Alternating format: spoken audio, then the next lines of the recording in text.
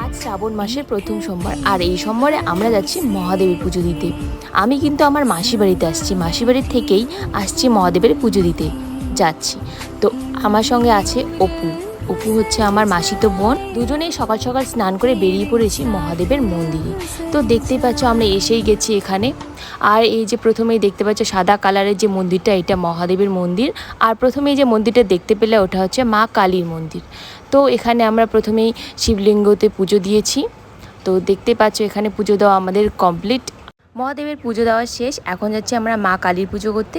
দেখতে পাচ্ছ খুব সুন্দর মন্দিরটা। আর এখানে আমাদের পুজো দেওয়া কমপ্লিট হয়ে গেছে। এখন আমরা যাব একটা পার্কে ঘুরতে। আশেপাশে একটা সুন্দর পার্ক রয়েছে।